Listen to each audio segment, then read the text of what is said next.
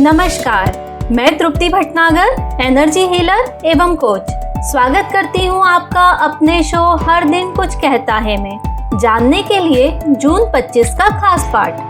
आज का दिन भारतीय इतिहास का बड़ा ही महत्वपूर्ण दिन है, क्योंकि वर्ष 1975 में तत्कालीन प्रधानमंत्री श्रीमती इंदिरा गांधी द्वारा भारत में आपातकाल लागू किया गया था, जो भारतीय लोकतांत्रिक इतिहास की सबसे बड़ी घटना में से एक है। तो आज हम जानने का प्रयास करते हैं कि इसका देश और तब की राजनीति पर क्या असर हुआ। आपातकाल की पृष्ठभूमि इलाहाबाद उच्च न्यायालय द्वारा 12 जून 1975 को तत्कालीन प्रधानमंत्री श्रीमती इंदिरा गांधी के खिलाफ दिए गए एक निर्णय से शुरू होती है, जिसमें श्रीमती गांधी को चुनाव में धांधली करने, वोटरों को घूस देने, सरकारी मशीनरी और संसाधनों का गलत इस्तेमाल करने जैसे 14 आरोपों के लिए दोषी मान 6 साल के लिए पद से बेदखल कर दिया गया था। यह निर्णय 1971 में राजनारायण द्वारा इंदिरा गांधी से चुनाव हारने के बाद दायर किए गए वाद का नतीजा था, जिसे इंदिरा गांधी द्वारा अस्वीकार कर दिया गया।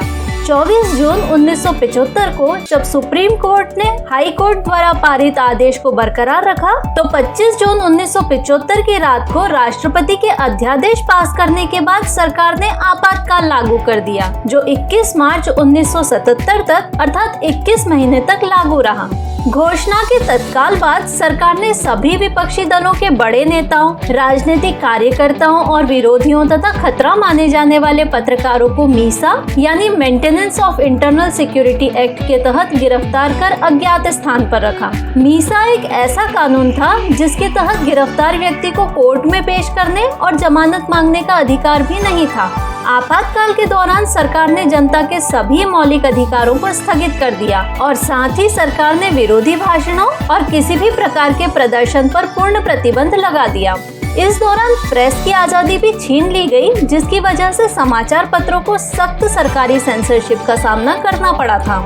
आपातकाल के दौरान कई विवादास्पद निर्णय लिए गए, जैसे निजी मीडिया का सरकारी प्रचार प्रसार के लिए प्रयोग करना, दिल्ली के कई इलाकों से गरीबी हटाने के नाम पर झोपड़पट्टियां हटाना, किताबों और फिल्मों पर बैन लगाना, जनसंख्या नियंत्रण के लिए जबरन 8.3 मिलियन लोगों की नसबंदी कराना, जिसके कारण कई लोगों को इन्फेक्शन भी हुआ और वे लंबे समय तक कार्य करने और जीविकोपार्जन करने में असमर्थ रहे।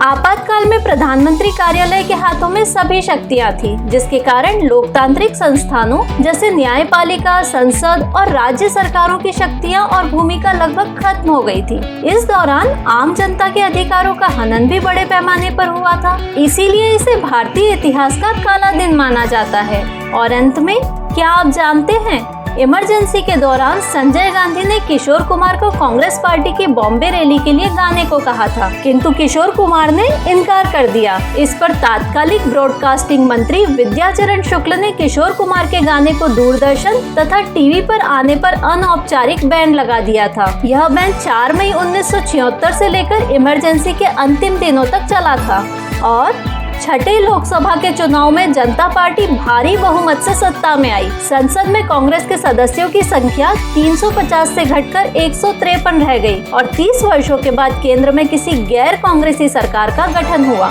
हालांकि इसने परिवर्तन के लिए एक उत्प्रेरक के रूप में काम किया, जिससे लोकतांत्रिक मूल्यों और नागरिकों के मौलिक अधिकारों की रक्षा और उन्हें बनाए रखने की आवश्यकता के बारे में जागरूकता बढ़ी।